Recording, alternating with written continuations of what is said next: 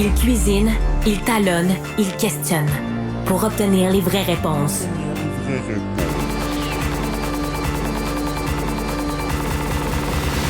Du Trizac. Bon, ben, tout le monde ensemble. Bonne fête, ChatGPT. GPT. Bonne fête, ChatGPT. Bonne fête, bonne fête, bonne fête, ChatGPT. T'es pas sur le rythme, David. Je savais que t'en as comme ça. Bon, disons, c'est le 3e anniversaire, David Proulx, de ChatGPT. J'imagine que la patente a évolué. Oui, écoute, la patente a évolué. En fait, c'est le 3e anniversaire de ChatGPT 3.5. Donc, ChatGPT 3.5, c'est vraiment celui-là, puis 3.5 tuning, c'est vraiment celui qui a ouvert les yeux à tout le monde de c'était quoi l'intelligence artificielle. Moi, j'ai des amis qui faisaient leur doctorat en AI, en intelligence artificielle, avant que l'intelligence artificielle soit cool. Puis c'était vu comme quelque chose d'ésotérique qui marcherait jamais. Là. Mm-hmm. Tu sais, c'est un peu comme l'homéopathie dans le domaine de la médecine. Là. Donc, tout le monde a regardé ça comme « Ah, ben, t'as envie de gaspiller 7 ans de ta vie à faire de l'intelligence artificielle. Ben, si t'aimes ça, c'est bon. » Bonne chance. Et puis, finalement, c'est la gang qui a eu raison.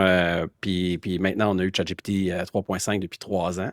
Puis depuis, il y a eu le modèle 4, 4 Turbo, 4O, 4 Mini, 4.5, 4.1. En fait, il y a pratiquement autant de modèles que de scandales au Parti libéral, quand tu prends la peine de regarder ça. Là. Donc, c'est un flow constant. Mais t'es rendu à quelle version là, de ChatGPT? Écoute, je vais dire de quoi que je vais me faire rentrer dedans dans les commentaires. Mais tu sais, moi, je suis no BS comme toi. Je dis toujours ce que je pense. Je pense que depuis ChatGPT 4O, il n'y a pas eu d'amélioration dans les modèles. Il y a eu les modèles de raisonnement qui sont meilleurs, là, comme O1, O3, mais qui sont extrêmement lents. Mais dans le travail de tous les jours, 4.5 qu'on s'était fait promettre, puis prenons quelques minutes pour parler de l'histoire des 3 dernières années. Là, parce que OpenAI, là, pour moi, c'est autant intéressant que Santa Barbara, le téléroman, sauf que le monde sont moins cute. T'sais, les gars, ils n'ont pas d'abdos, puis les filles sont moins belles. Mais c'est rempli de rebondissements, parce que souvenons-nous, il y a 2 ans, il y avait eu une tentative de mutinerie contre Sam Altman. Puis, des membres du conseil d'administration s'étaient réunis, ils avaient voté pour le mettre dehors, puis là, lui, vu que c'est un fin connaisseur du social engineering, il avait trouvé un moyen de partir une vague de support, puis tous les employés, pendant la fin de semaine, devaient dire qu'ils étaient avec Sam. Fait que là, dans le fond, le conseil d'administration s'était fait dire, vous allez avoir une entreprise qui va être totalement vide, puis tu peux pas avoir OpenAI sans les gens. Il disait ça. Il disait OpenAI, c'était ça la phrase. C'était OpenAI is nothing without its people. Fait que OpenAI est rien sans ces personnes. Mais j'ai envoyé une photo où tu peux voir l'ensemble des fondateurs d'OpenAI et il en reste juste 3 sur tout le lot. Donc, pour dire qu'une entreprise est rien sans son monde, ben, c'est à se poser des questions. Qu'est-ce qui se passe avec OpenAI? Puis, sais-tu quoi? Je vais dire quelque chose dans... Ben, vas-y. Excuse-moi, mais qui reste-t-il? Il y a Altman? Oui, il reste Altman, Brockman, puis Zaremba. C'est ceux qui sont en couleur. Donc, le nombre, là, il en reste 3 sur 4, 5, 6, 7, 8, 9, 10, 11, 13. Donc, c'est ça, sur 13. Puis notre ami Musk, donc, il est parti? Oui, parce qu'au début, OpenAI, ça se voulait... Puis, tu sais, il y a beaucoup de documentation sur Sam Altman. OpenAI, ça se voulait quelque chose qui était pour être open source. C'est-à-dire, parce que tout ça était décollé. OK, on va rentrer dans l'histoire, tu vas aimer ça. Vas-y. Tout ça, ça a commencé avec une discussion entre Elon Musk puis Larry Page de Google dans une soirée où Larry Page disait que l'avenir de l'intelligence va aller au-delà des humains puis qu'on va peupler les autres planètes et tout dans notre intelligence, qu'on va avoir évolué dans des machines, puis l'humain ne sera plus là. Puis là, Elon Musk intervient en disant « Non, mais attends, là, on va pas comme faire ça. On veut que les humains restent en haut de la pyramide de l'intelligence. » Et Elon Musk s'était fait traiter de speciesiste. Tu sais, t'as racist quand tu regardes pour la race, puis t'as speciesiste pour les espèces. Fait que là, Elon Musk, il part de cette soirée-là, puis il dit tout le monde qui travaille en intelligence artificielle travaille chez Google ou presque. Ils ont co-créé les Transformers avec l'Université de Toronto, qui était la technologie, le socle sur lequel tous les modèles qu'on a aujourd'hui reposent. Puis il s'est dit, je peux pas laisser faire ça. Donc, avec Sam Altman, ils ont démarré OpenAI. Ils ont été chercher Ilya, qui était un grand chercheur canadien qui avait co-découvert les Transformers. Puis ça a été le noyau de base d'OpenAI. Donc, quand Musk a mis l'argent, parce que c'est lui qui a financé tout au début, c'était pour faire un organisme sans but lucratif dans le but de donner l'intelligence artificielle de façon démocratique à tout le monde. Puis là, ils ont fait une espèce de structure légale bizarre avec une fondation qui possède les actions, une genre de patente à gosse là, que même moi, je suis assez familier avec les structures d'entreprise. Je regarde ça, je comprends pas. Et puis là, 3 ans plus tard, pas 3 ans plus tard, parce que ça, c'était en 2015. Donc, avance de 10 ans, OpenAI va valoir probablement, là, en anglais, c'est trillion, en français, je sais pas, je pense que c'est milliard. Donc, puis tous les employés clés ont eu l'occasion de vendre une grosse partie de leurs actions à SoftBank il y a 2 mois.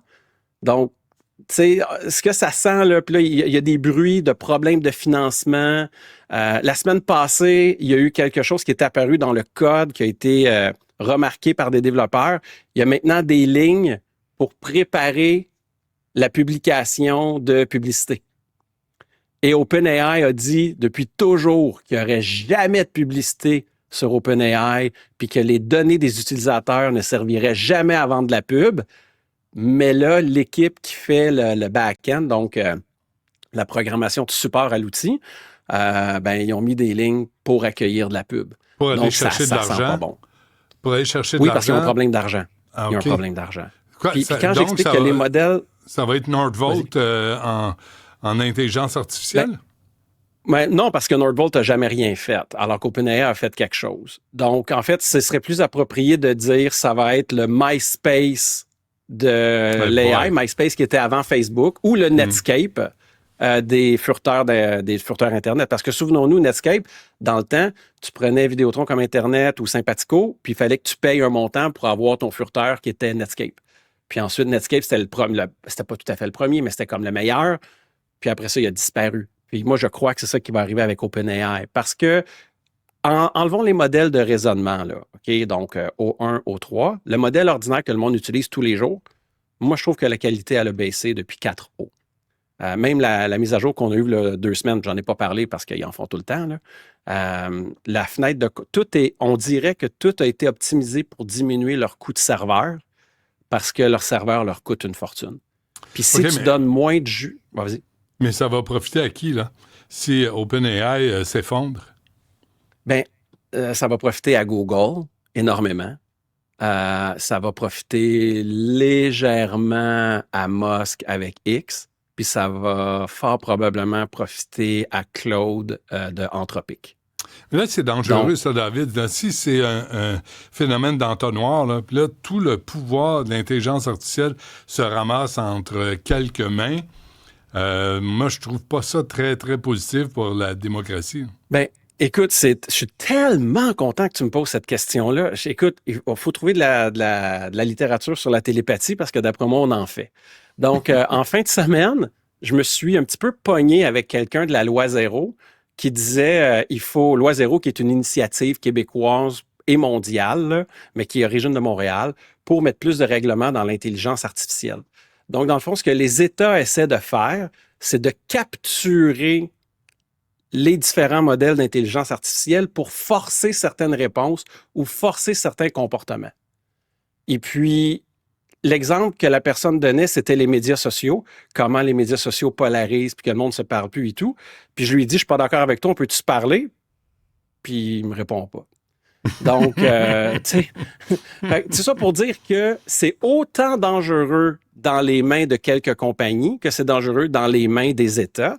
Et c'est pour ça qu'il y a les modèles, souvent on va dire open source, mais c'est pas vrai, c'est open weight. Donc, les modèles open weight, c'est un modèle que tu peux avoir le contrôle sur comment il se comporte et que tu peux héberger sur tes propres serveurs. Il y a certains modèles américains qui performent correct, mais les Chinois, c'est eux qui donnent les meilleurs modèles open weight en ce moment. Et leur but, c'est quoi? C'est comme avec leur infrastructure technologique pour les cellulaires. Ils disent, si un pays adopte notre infrastructure, ça nous donne du pouvoir sur ce pays-là par la suite. C'est pour des raisons stratégiques qu'on en a besoin. Donc, il y a un danger de prendre les modèles chinois. OK, juste, je t'amène ailleurs, là, mais quand tu vois Huawei, est-ce que c'est moi ou Huawei a disparu ou a moins d'impact dans l'actualité A disparu du Canada. A disparu du Canada. du Canada? Mais Parce que c'est pas le cas en Afrique. Mais on se souvient qui représentait Huawei au Canada.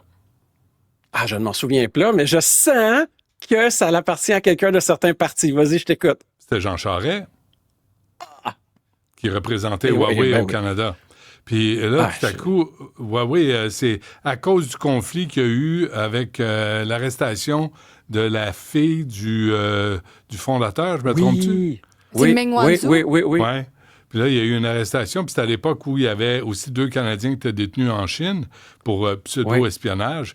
Alors, tout ça a fait que le Canada s'en est sorti. Mais est-ce qu'il faut faire ça? Est-ce qu'il faut entrer en guerre virtuelle avec des pays pour ne pas se faire avaler?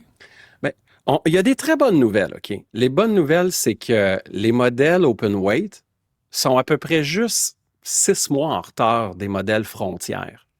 Donc là, tu as plein de monde en ce moment là, qui ont investi des quantités massives dans les modèles frontières qui se disent comment on va faire pour rentabiliser tout ça quand les modèles qui sont gratuits et décentralisés, c'est important de le dire. Là. Tu prends ton modèle, tu le mets dans ta machine, c'est une bonne machine, puis tu peux le faire rouler. Là. Donc, ces entreprises-là, ils se posent beaucoup de questions. On sait que ça va marcher. Tu sais, moi, j'ai été là pendant la révolution de l'Internet. J'étais là pendant la révolution des mobiles, puis pendant la révolution des médias sociaux. Tu sais quoi la différence entre la révolution de l'IA et ces 3 autres révolutions-là? Il n'y a personne qui pense que c'est une mode. Les sceptiques pour l'Internet, les mobiles, les réseaux sociaux disaient que c'était pour être une mode. Ouais. L'IA, on le sait tout que ça s'en vient. Quelle forme ça va prendre? Quel impact va-t-il y avoir sur l'économie? On ne le comprend pas encore, mais on sait que ça va être là. Puis il y a une autre chose qu'il faut comprendre. Il faut prendre ça au sérieux. Puis rapidement, un modèle open weight, on a l'impression que c'est comme un logiciel open source qu'on peut mettre dans notre ordinateur, puis tout va bien, puis on va l'avoir pour toujours. C'est faux. C'est pour ça que les Chinois veulent absolument que leur modèle soit adopté. Parce que ton modèle, ce qu'il sait, c'est figé dans le temps. Donc, tu as toujours besoin de mettre à jour ton modèle si tu veux lui éviter d'aller sur Internet, aller chercher l'info. Donc, de donner les modèles gratuits et tout pour créer une dépendance à la technologie et aux serveurs chinois, c'est un move géopolitique que la Chine fait. Puis Donald Trump veut contrer ça, évidemment. Bon, on apprend le mandarin, puis on va essayer de coucher avec l'ennemi. C'est à voir. David Proulx, merci. On se reparle demain.